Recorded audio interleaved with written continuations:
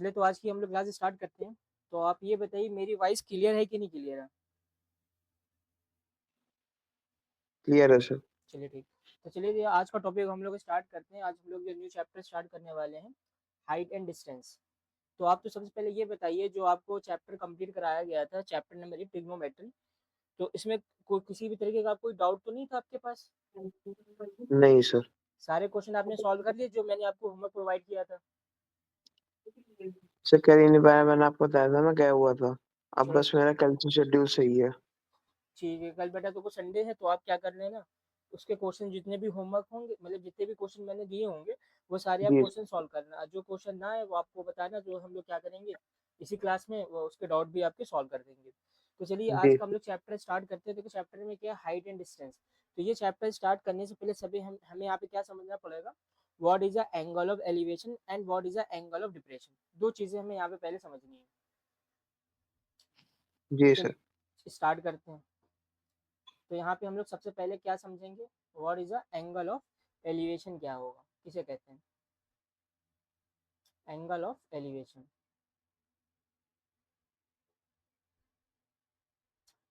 आप कुछ बताना चाहेंगे कि वो क्या होता है, what is the angle of elevation? Sir जो कि हमारा ऑब्जर्वर से एंगल बनेगा, अगर ऊपर तो एंगल ऑफ एलिवेशन, नीचे बनेगा तो एंगल ऑफ डिप्रेशन। ठीक है, मतलब कि यहाँ पे जो ऑब्जर्वर होगा वो कहाँ पे होगा, वो मान लो ये कहीं पे ये ऑब्जर्वर है, ठीक है, और ये कोई यहाँ पे एक पॉइंट बना हुआ है, ठीक है। तो अब आप क्या कर रहे हो, यहाँ से आप इसको देख रहे हो, ठीक है ना। किसी ऑब्जेक्ट को आप क्या देख रहे हो, ऊपर की तरफ देख रहे हो। जी सर। तो अब यहाँ पे जो ये एंगल फॉर्म हो रहा है, ठीक है, तो यहाँ पे ये जो एंगल फॉर्म हो रहा है, तो इस एंगल को हम लोग क्या कहेंगे, इस थीटा से हम लोग उसको रिप्रेजेंट करेंगे और इसे हम लोग कहते हैं angle of elevation. Angle of elevation. Suppose that यहाँ पे कोई, मान लीजिए कोई यहाँ पे एक पोल है, तो आप यहाँ पे हो, आप पोल को देखना होगा, आपको क्या देखना है, पोल का जो टॉप पार्ट है, तो आप कैसे देखोगे, ऊपर की तरफ देखोगे, ठीक है। अब यहाँ पे जो क्या होगा, आपने ऊपर तरफ देखा, तो यहाँ से जो यहाँ पे जो ये हॉरिजॉन्टल है, इसके साथ जो ये एंगल फॉर्म होता है, तो देखो एक क्या फॉर्म हो जाता है, ट्रायंगल फॉर्म हो जाती है यहाँ पे। तो यहाँ पे जो एंगल होता है, इसी को हम लोग क्या कहते हैं, एंगल ऑफ एलिवेशन कहते हैं। तो ऑब्जर्वर कहाँ पे होता है, ऑब्जर्वर यहाँ पे है, और हम किस पॉइंट को देख रहे हैं, सपोज ये पी पॉइंट है, मान लो ये हम लोगों ने पोल लिया हुआ था, या कोई बिल्डिंग होगी, या कोई मान लीजिए ट्री होगा, यानी कोई ऑब्जेक्ट होगा, तो उसको हम लोग क्या कर रहे होंगे, ऊपर की तरफ उसको हम देख रहे होंगे। तो यहाँ पे जो क्या होता है, जो हॉरिजॉन्टल के साथ जो यहाँ पे क्या होगा, जो एंगल फॉर्म होगा, उसको हम लोग क्या कहेंगे, जो यहाँ पे जो हॉरिजॉन्टल लाइन गई है, इसके साथ जो एंगल फॉर्म होता है, इसी को हम लोग क्या कहते हैं, एंगल ऑफ एलिवेशन कहते हैं। इतनी बात आपको समझ में आई कि नहीं आई? क्लियर है। तो ये हो गया हमारा क्या, एंगल ऑफ एलिवेशन। अब हम लोग समझते हैं क्या यहाँ पे एंगल ऑफ डिप्रेशन किसे कहेंगे। Angle of depression.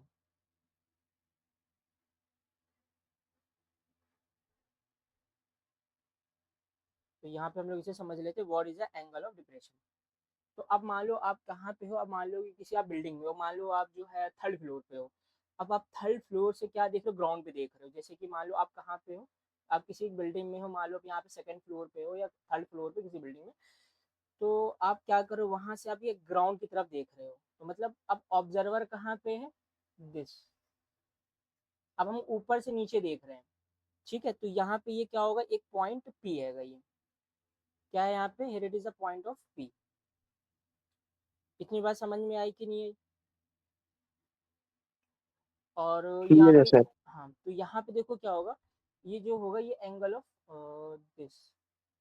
तो ये हमारा क्या होगा, एक पैरेलल लाइन ड्रॉ कर देंगे, जो यहाँ पे हॉरिजॉन्टल होगी, उसके थ्रू हम लोग क्या करेंगे, एक पैरेलल लाइन ड्रॉ कर देंगे। देखिए यहाँ पे हम लोग क्या करेंगे, एक पैरेलल लाइन ड्रॉ कर देंगे।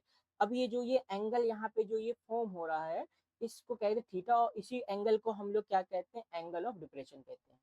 क्या कहते हैं इसे, एंगल ऑफ डिप्रेशन। डिप्रेशन। उम्मीद, सिंपल सी बात थी, उम्मीद करते हैं ये बात आपको समझ में आ गई होगी। अब देखो यहाँ पे अगर हम एक ट्रायंगल फॉर्म करें, अब मेरी बात को यहाँ पे ध्यान सुनना, तो ये तो बात आपको समझ में आ गई कि एंगल ऑफ डिप्रेशन क्या होता है। जैसे मैंने ये लाइन ड्रॉ करी, अब वो लाइन ड्रॉ करने के बाद मैंने क्या किया, इसको भी ऐसे आपस में मैंने ज्वाइन कर दिया। तो अब आप ये बताओ ये लाइन क्या होगी, ये वाली जो लाइन होगी इसके क्या होगी, पैरेलल होगी। ठीक है, देखो जब ये दो लाइन आपस में पैरेलल है तो ये बेटा ये वाली लाइन के किस वर्क, किसका आप काम करेगी, ट्रांसवर्सल का वर्क कर रही है। देखो ये दो लाइन आपस में पैरेलल है तो ये क्या होंगे, ये दोनों एंगल आपस में इक्वल होंगे। क्यों इक्वल होंगे, जी अल्टरनेट सर। Interior angle. आप यहाँ पे ये आराम से देख सकते हो। तो यहाँ पे ये देखो ये एंगल थीटा है, जो एंगल ऑफ डिप्रेशन फॉर्म हो रहा है, तो यहाँ पे भी क्या होगा, ये एंगल थीटा होगा। क्यों थीटा होगा, क्योंकि यहाँ पे क्या आ रहा है, angle of alternate interior angle. बात इतनी समझ में आई कि नहीं है? क्लियर है सर। ठीक है बेटा, आवाज क्लियर आ रही है कि नहीं आ रही है आपके पास? जी सर आ रही है। चलिए वेरी गुड। तो यहाँ पे ये बात आपको समझ में आई कि नहीं, तो ये एंगल थीटा, ये मतलब कि ये दोनों एंगल आपस में इक्वल कैसे हो गए? क्लियर है? हाँ सर सब कुछ क्लियर है। ठीक, अब देखो यहाँ पे मैंने एक चीज आपको नहीं बताई, लाइन ऑफ साइट। तो इसमें है क्या, आप क्या कर रहे हो, यहाँ से आप ऊपर की तरफ देख रहे हो।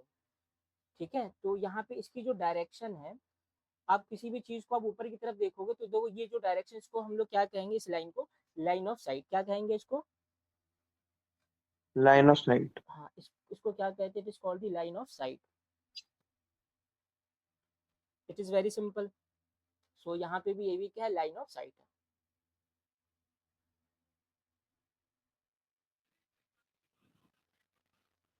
और ये क्या होगी, हमारी हॉरिजॉन्टल लाइन होगी। ये क्या होगी, जी। Horizontal line. ये, इसको हम लोग क्या कह देंगे, horizontal line.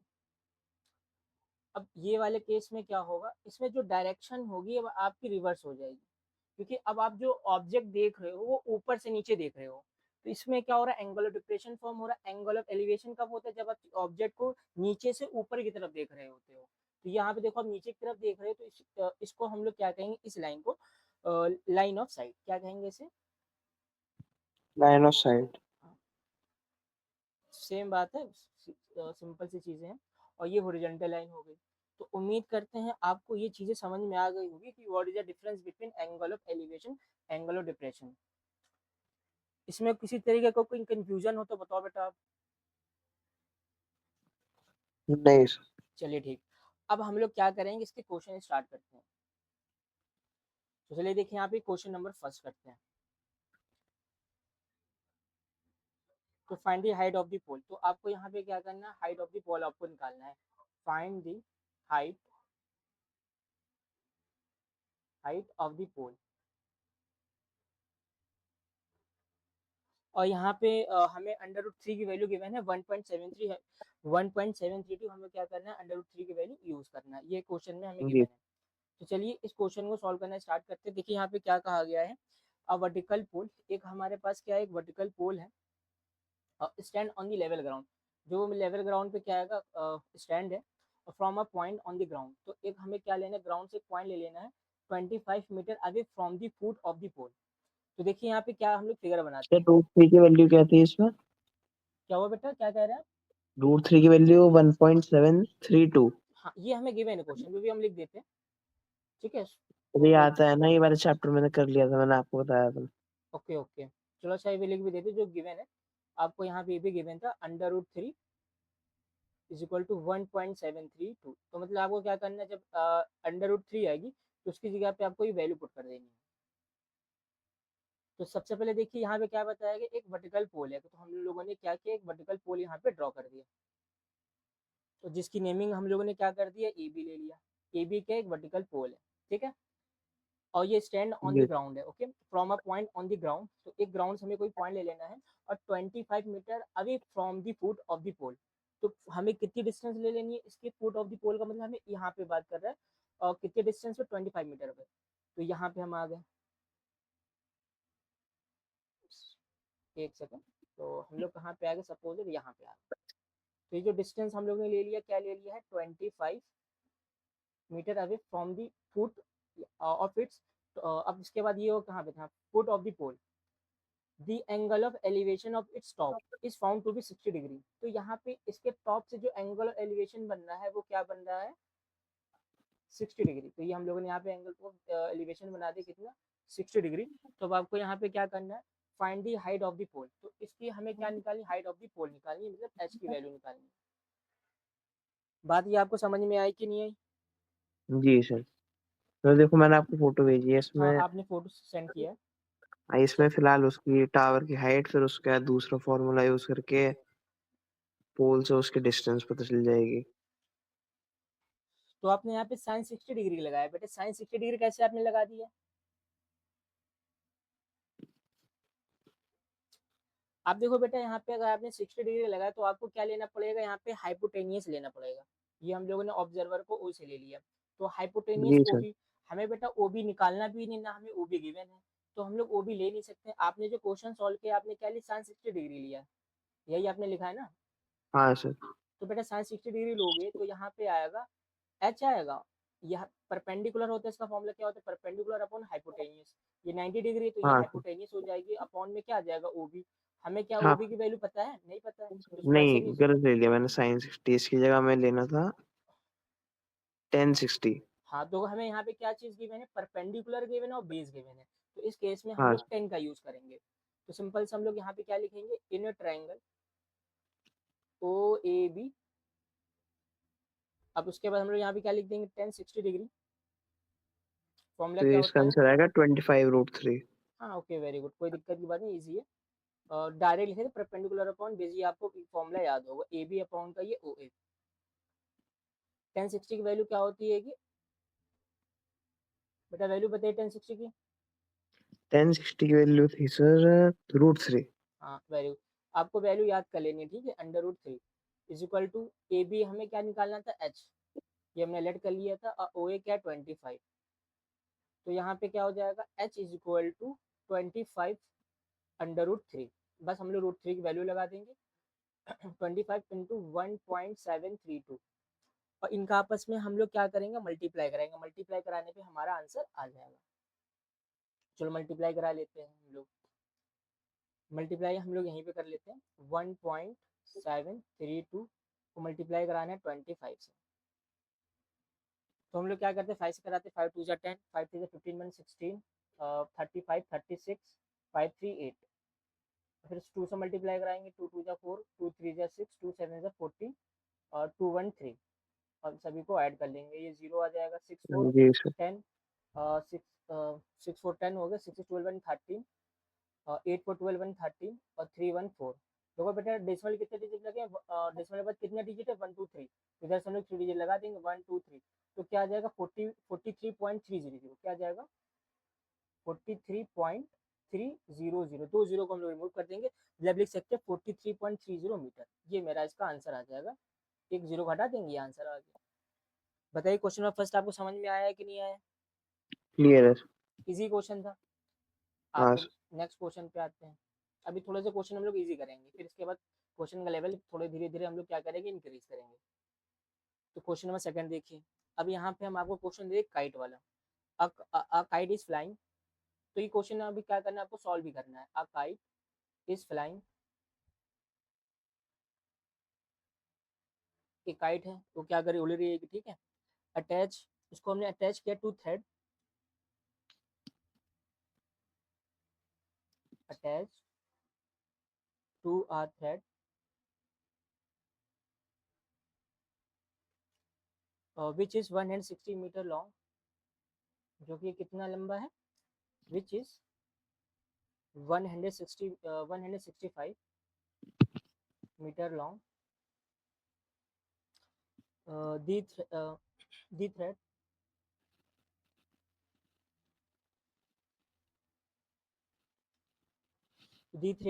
makes an angle of 30 degree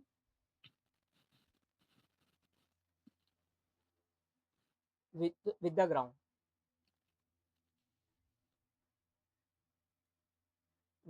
find the height of the kite। तो आपको यहाँ पे निकालनी क्या है, find the height find the height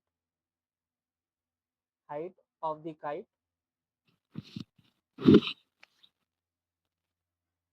from the ground. तो ग्राउंड से काइट की हाइट कितनी आपको ये बताना है, from the ground.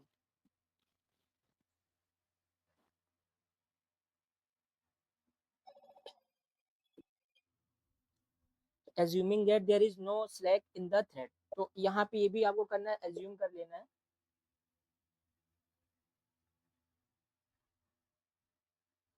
assuming that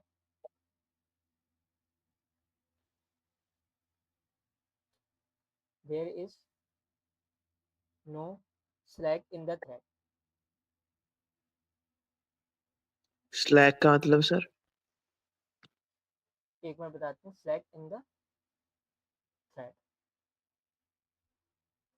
जैसे बेटा अब ये पतंग जैसे उड़ रही है कि तो ये कभी कभी अच्छा स्ट्रिंग क्या अच्छा। करता है, स्लैक करने हाँ, लगता है। टेढ़ा-मेढ़ा हो जाता है थोड़ा। हाँ, तो आपको सिर्फ यहाँ पे क्या लेना है, सिर्फ स्ट्रेट लेना है, तभी तो ट्रायंगल फॉर्म होगा।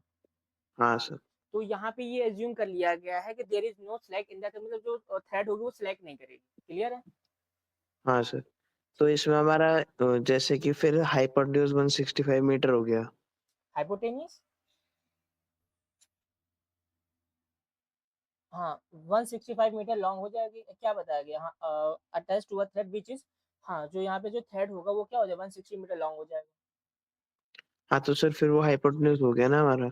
हाँ क्यों, हाँ बिल्कुल करेक्ट बात है। देखो काइट होगी, अगर यहाँ पे मान लीजिए काइट है, तो सपोज दैट जो ये थ्रेड होगा तो भाई ऐसे ही होगा थ्रेड। हाँ सर। फिगर चलो बना देते, तो थ्रेड देख लेना, मतलब काइट लग नहीं रही होगी तो आप समझ लेना बेटा वो काइट है। ठीक है, देखो हम लोगों ने फिगर बना दिया। ठीक, तो जाहिर सी बात है यहाँ पे ये ऑब्जर्वर मतलब कि ये कोई भी होगा जो पतंग हो क्या कर रहा हो, फ्लाई कर रहा होगा, तो यहाँ पे क्या होगा, ये थ्रेड होगा।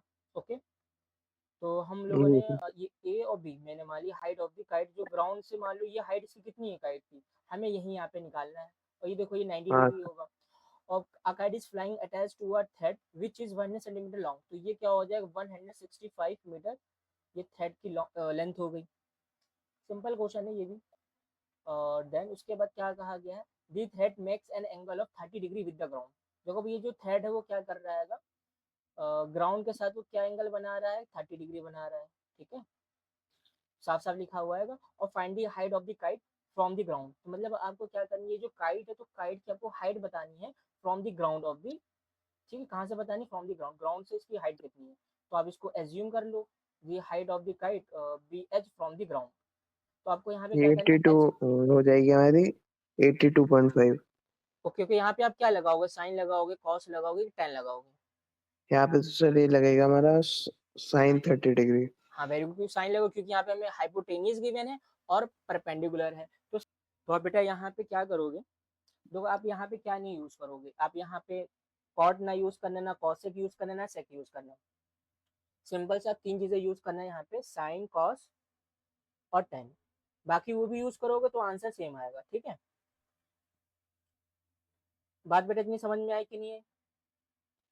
क्लियर है सर। अब हम ले लेते हैं in triangle A B O, हम लोग इस ट्राइंगल में आ गए, लिखेंगे यहाँ पे साइन 30 डिग्री,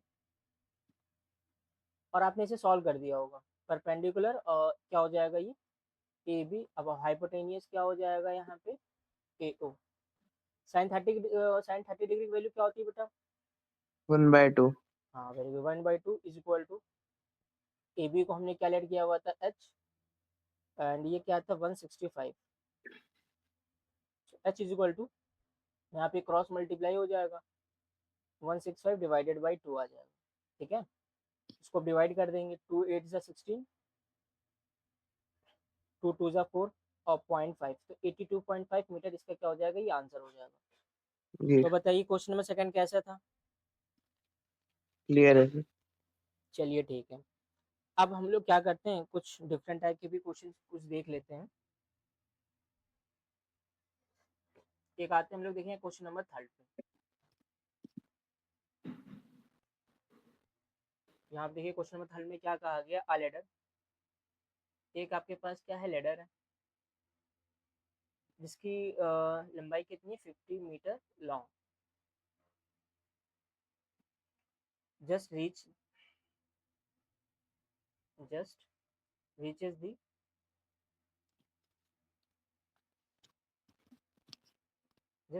the top।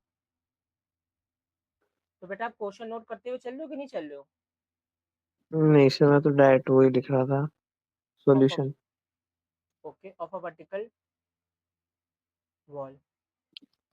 तो इफ द लेडर मेक्स, अगर लेडर मान लो एंगल फॉर्म कर रहा है, if the ladder makes an angle of 60 degree with the wall,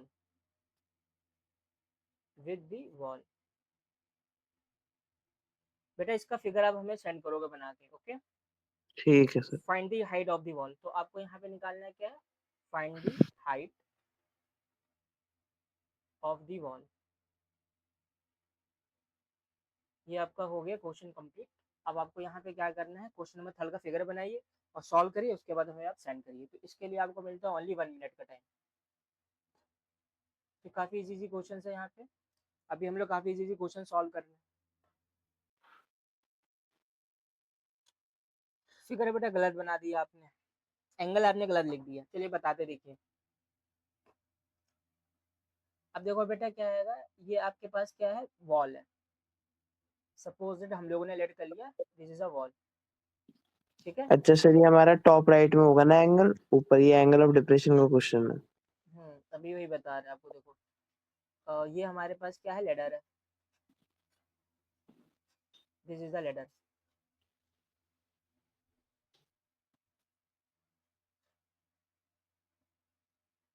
क्या कहते हैं, हम लेडर की जो हम लोगों ने हाइट ले ली, जो लेडर हम लोग क्या ले लेते हैं, ए बी ले लेते हैं, ठीक है।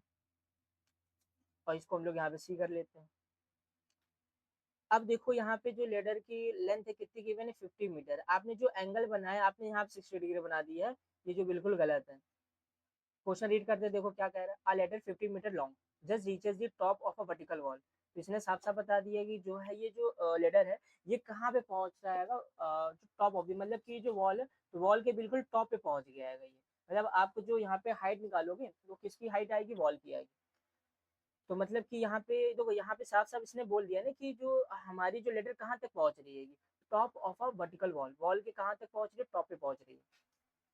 क्लियर है? हाँ जी।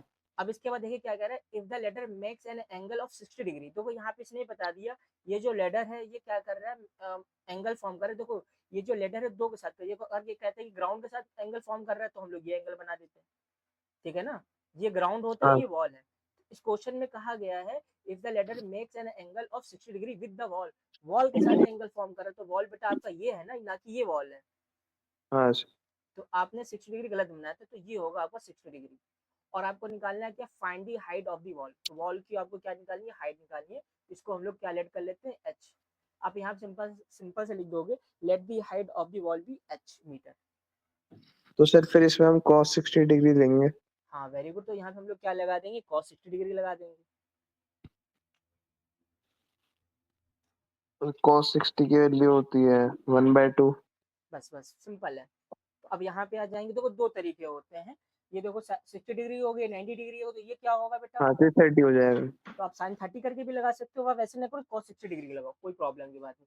जब cos 60 हाँ लगाते हैं तो ये एंगल है, तो उसमें होता क्या है, ये परपेंडिकुलर हो जाएगा और ये बेस हो जाएगा। सिंपल सी बात है।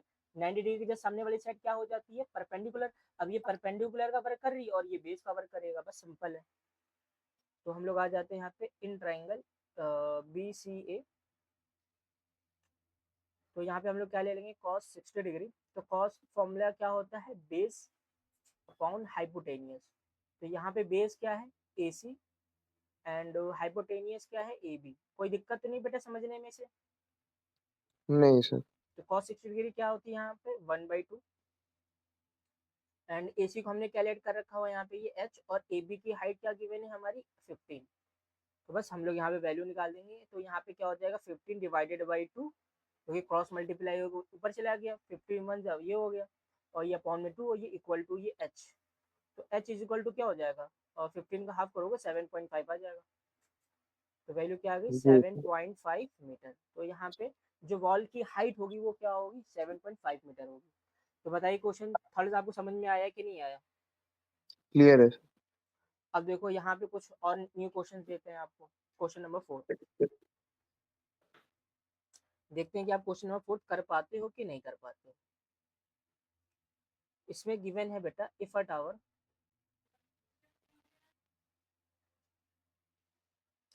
30 मीटर हाई, एक टावर जिसकी हाइट कितनी है 30 मीटर है, एलिवेशन। तो यहाँ पे आपको बताना है कि एंगल ऑफ एलिवेशन बताना है। तो then what is the what is the angle of elevation, angle of elevation of the sun, angle of elevation of the सन।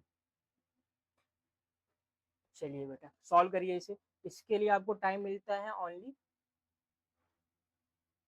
इसमें आपको 2 मिनट का टाइम मिल जाता है। सॉल्व करिए, सॉरी 1 मिनट। ठीक है सर। इसके लिए आपको मिलेगा ओनली 2 मिनट का टाइम।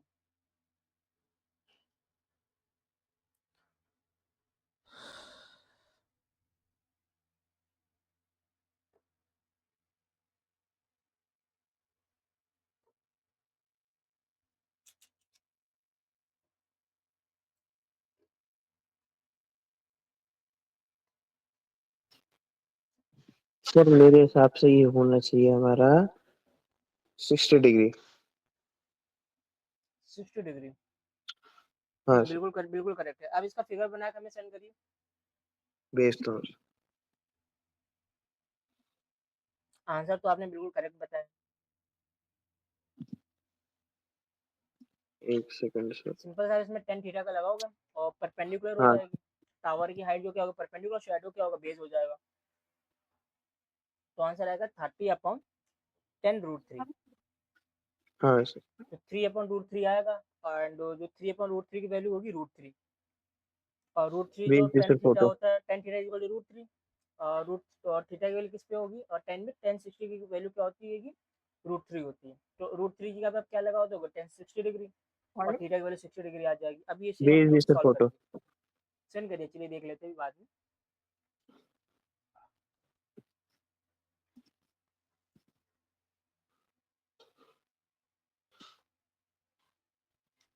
आपने फिगर सेंड किया, देख लेते हैं।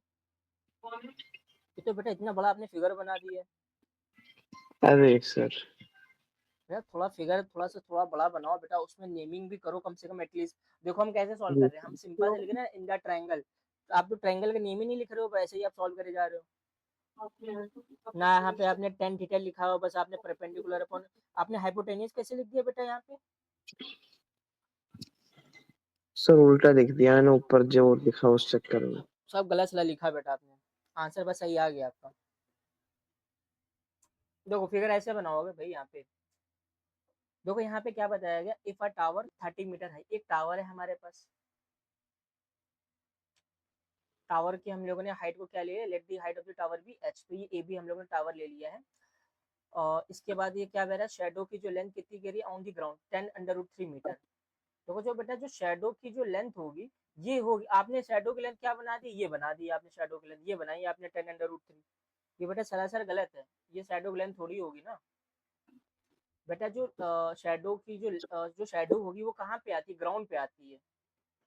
अगर आपकी भी अगर मान लो शेडो भी बनती है, वो कहाँ बनेगी, हवा में तो बेटा बनेगी नहीं, जी सर नीचे बनेगी। ग्राउंड पे ही बनेगी ना। तो आपने ये बेटा कैसे लिख दिया 10√3 होगा, ये आपने कैसे लिख दिया था, ये आपने लिखा है ना 10√3 मीटर। तो ये सरासर गलत है बेटा। ये जो टावर की हाइट कितनी थी 30 मीटर, ये तो बिल्कुल करेक्ट जी। है।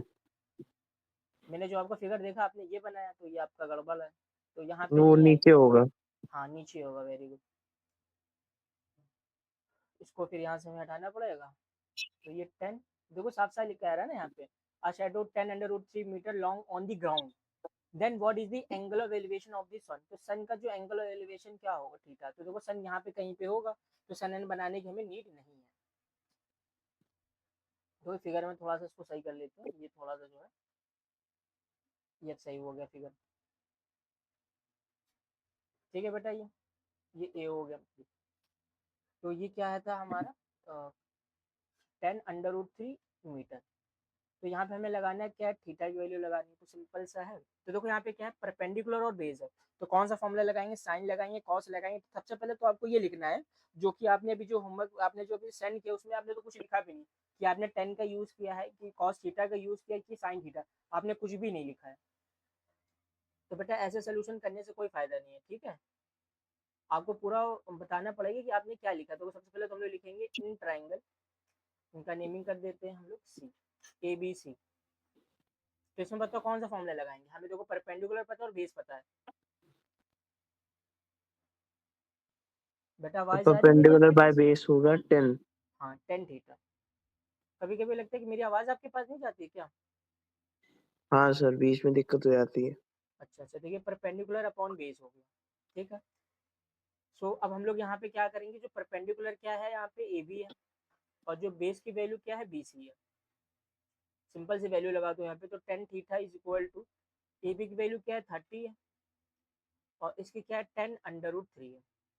एक सेकेंड, 10√3, तो यहाँ से ये कैंसिल हो गया, तो बचा क्या यहाँ पे value 10 theta is equal to 3/√3 बचा। अब जी बेटा सर। इसको क्या लिख सकते हैं हम लोग, 3 को देखो √3 into root root three three लिख लिख दो, सकते हैं।